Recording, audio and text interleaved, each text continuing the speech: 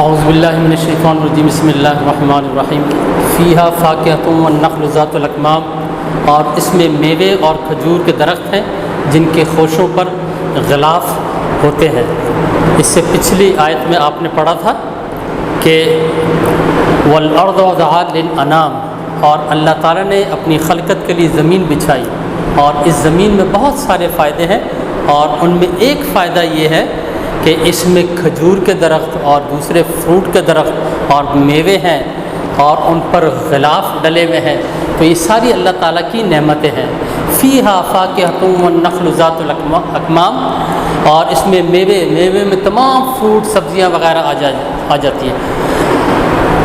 वन्नख़्ल, और खजूर के दरख्त हैं जिनके खोशों पर ग़िलाफ़ हैं, यानी कि क्या मतलब, उसके ऊपर छिलका होता है। किसी भी फ्रूट उसको देख ले तो उसके ऊपर ग़िलाफ़ होता है, वो प्रोटेक्ट होता है। तो ये अल्लाह ताला की नेमतें हैं।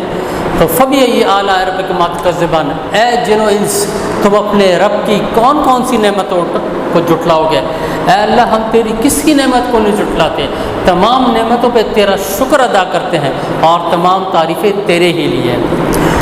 ओके बेटा, एसिड बेस एंड सॉल्ट का एक और लेक्चर कि कौन सा सॉल्यूशन एसिडिक होगा, कौन सा बेसिक होगा, कौन सा न्यूट्रल होगा, तो उसको हम पीएच और पीओएच के ज़रिए मालूम कर सकते हैं।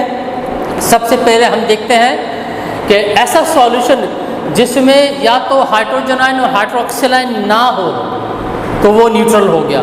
इसका मतलब ये हो गया ऑल सॉल्ट्स जो मेरे पास हो गए वो न्यूट्रल सॉल्यूशन होंगे। क्यों?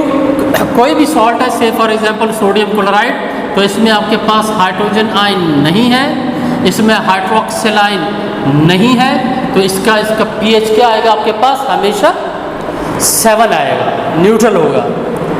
एक ऐसा कंपाउंड है जिसमें हाइड्रोजन और हाइड्रोक्सिल आयन मौजूद है, लेकिन उसमें वो हाइड्रोजन और हाइड्रोक्सिल आयन की जो कंसंट्रेशन है वो इक्वल है।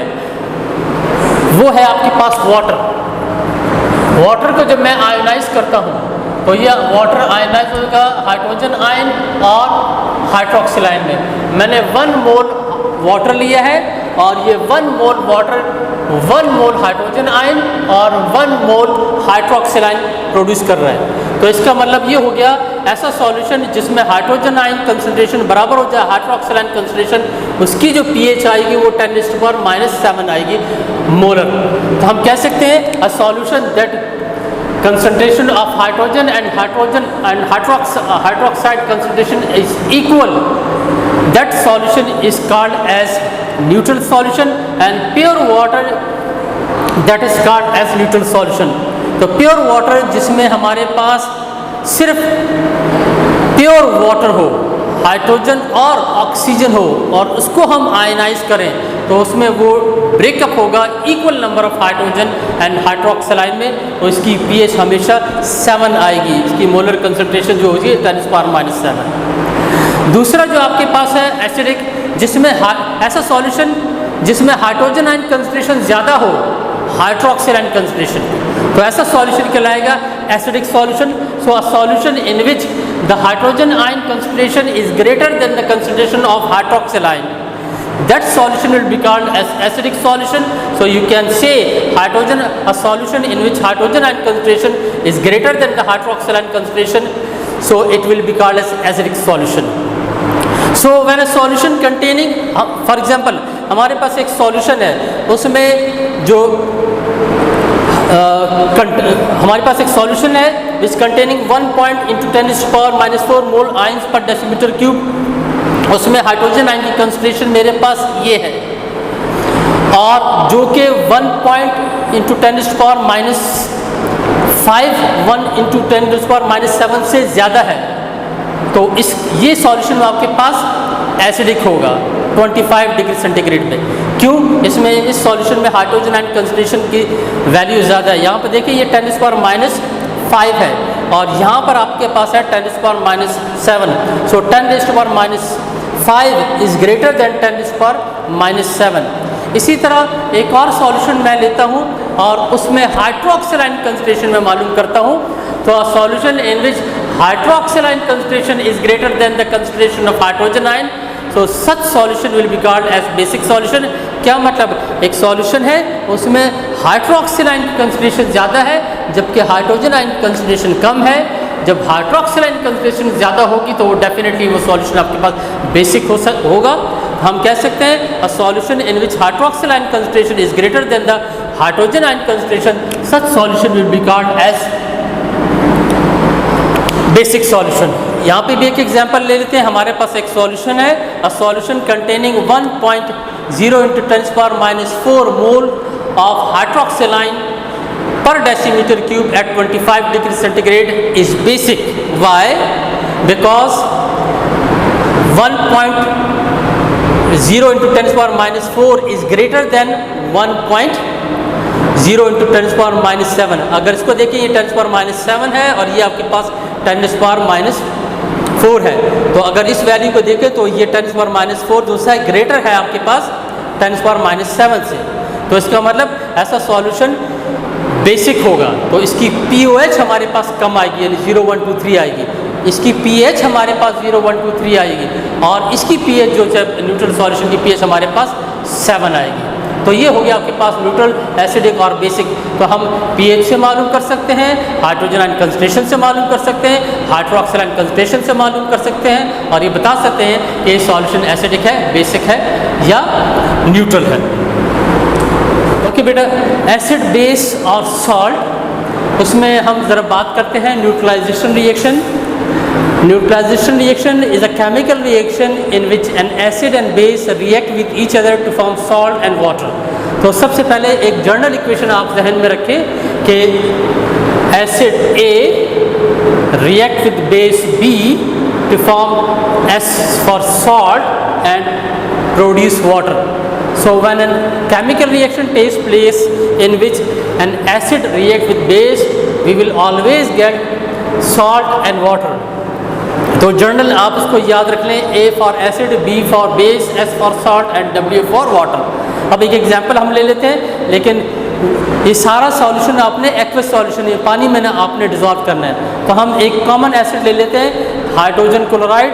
हाइड्रोजन क्लोराइड को हमने 1 मोल लिया और उसको 1 मोल सोडियम हाइड्रोक्साइड में डाला. हम पीछे बता चुके हैं आपको कि ऐसा कंपाउंड जिसमें हाइड्रोजन आयन होगा वो एसिड होगा. जो हाइड्रोक्सिल आयन कंटेन करेगा वो कहलाएगा आपके पास base according to Arrhenius concept. So what will happen, they will produce salt and water. ये आयन जो आपके पास है ये ब्रेकअप हो जाएंगे, sodium hydrogen ion, chloride ion, sodium ion और हाइड्रोक्सिल आयन. और ये रिएक्शन कहलाता है double displacement reaction. Sodium move करके हाइड्रोजन की जगह आ जाएगा और हाइड्रोजन मूव करके सोडियम की जगह आ जाएगा और इसके नतीजे में मेरे पास 1 मोल सोडियम क्लोराइड जो कि सॉल्ट है वो प्रोड्यूस होगा और ये एक H और OH मिलकर वाटर मिलाएंगे, यानी कि H plus OH will produce 1 water molecule. अब हम ज़रा इसको अलग अलग देखते हैं कि आपके पास सोडियम आयन है, इसको पानी में डाला, सोडियम हाइड्रोक्साइड है जो कि बेस है, इसको पानी में डाला तो इसने सोडियम आयन और हाइड्रोक्सिल आयन प्रोड्यूस किया. दूसरा बीकर लिया, उसमें आपने 1 मोल हाइड्रोजन क्लोराइड डाला तो हाइड्रोजन क्लोराइड एक हाइड्रोजन आयन और एक क्लोराइड आयन प्रोड्यूस करेगा. अब दोनों को हम एक तीसरे बीकर में डाल लेते हैं जिसमें मेरे पास हाइड्रोजन आयन और क्लोराइड आयन एसिड का है जबकि सोडियम आयन और हाइड्रोक्साइड आयन जो सा बेस का है. तो इसके नतीजे में मेरे पास सोडियम क्लोराइड फॉर्म हो जाएगा और वाटर मॉलिक्यूल. यहाँ पे ज़रा देखें ये इक्वेशन ज़रा बैलेंस इसको हमने करना है. अच्छा, इसको अगर मैं यूँ लिख लूँ कि hydrogen react with with base and AOH it will produce. अगर इसको हम देखें ये एक और ये आ जाएगा हमारे पास NaCl प्लस वाटर मॉलिक्यूल. ये वाटर यहाँ पे ज़रा देख लें, हमारे पास एक हाइड्रोजन आयन है, यहाँ पर मेरे पास एक हाइड्रोजन और एक हाइड्रोजन, दो हाइड्रोजन और इसी तरह एक क्लोरीन, एक सोडियम. तो ये इक्वेशन आपके पास बैलेंस होगी. 2 हाइड्रोजन हमारे पास मौजूद है H2O की फॉर्म में, 2 हाइड्रोजन रिएक्टेंट में है और 2 आपके पास प्रोडक्ट में हो गए. एक सोडियम आयन और एक क्लोराइड आयन। तो दूसरे अल्फाज में हम ये कह सकते हैं कोई भी एसिड हम ले लें तो वो हाइड्रोजन आयन प्रोड्यूस करेगा, तो हम कह सकते हैं हाइड्रोजन आयन। इसी तरह कोई भी बेस ले लें तो वो हाइड्रोक्सिल आयन प्रोड्यूस करेगा, तो वो हो गया उसका हाइड्रोक्सिल आयन। तो जब एक हाइड्रोजन आयन दूसरा हाइड्रोक्सिल आयन से मिलेगा तो वाटर मॉलिक्यूल प्रोड्यूस होगा। तो दूसरी डेफिनेशन हो गई, when hydrogen ion of N acid react with an hydroxyl ion of base, the resultant solution will called as water। पहले हम बात कर रहे थे एसिड और बेस को रिएक्ट करते तो सॉल्ट एंड वाटर आता है। अब अगर हम ये कह लें कि इन समरी हम ये कह लें अगर किसी भी एसिड का हाइड्रोजन आयन किसी भी बेस के हाइड्रोक्सिल आयन के साथ मिल जाए तो वाटर प्रोड्यूस हो जाएगा। तो ओवरऑल मैं कह सकता हूँ hydrogen ion of N acid combine with hydroxyl ion of base to produce water, and this process is called as neutralization reaction. So we can say that the neutralization reaction is the reaction of hydrogen ion and hydroxyl ion to form water molecule। अब ज़रा हम देख लेते हैं, हमने पीछे पढ़ा कि एसिडिक सॉल्यूशन, बेसिक सॉल्यूशन और न्यूट्रल सॉल्यूशन। ये जो मक्खी वगैरह होती है जो हमें काटती है, भीड़ जिसे कहते हैं, वो जब हमें काटती है तो उसके ऊपर हमें कोई ज़ख़म सा आ जाता है और वो जगह इन्फ्लेम हो जाती है, तो वो अपना कुछ उसके अंदर एक एसिड होता है, उसे हम कहते हैं फॉर्मिक एसिड, उस डंग जिसे कहते हैं। तो इसका मतलब उसने हाइड्रोजन आयन प्रोड्यूस कर दिया, उसकी मिक़दार अगर ज़्यादा हो जाती है तो वो जहर का शक्ल इख्तियार कर जाएगी। इसी तरह हम ये केक, कन्फेक्शनरी वगैरह जो इस्तेमाल करते हैं, बिस्किट वगैरह, उसमें जो होता है सोडियम बाइकार्बोनेट, तो इसलिए इसको हम कहते हैं बेकिंग सोडा, और इसका फार्मूला है NaHCO3, सोडियम हाइड्रोजन कार्बोनेट और सोडियम बाइकार्बोनेट। इसको हम पानी में डालेंगे तो ये बेसिक शो करेगा, जबकि इसका मतलब इसमें हाइड्रोक्सिल आयन कंसंट्रेशन ज़्यादा होगी और स्टिंग जो सा है या डंग जो सा है उसमें हाइड्रोजन आयन कंसंट्रेशन ज़्यादा होगी। थैंक यू वेरी मच बेटा।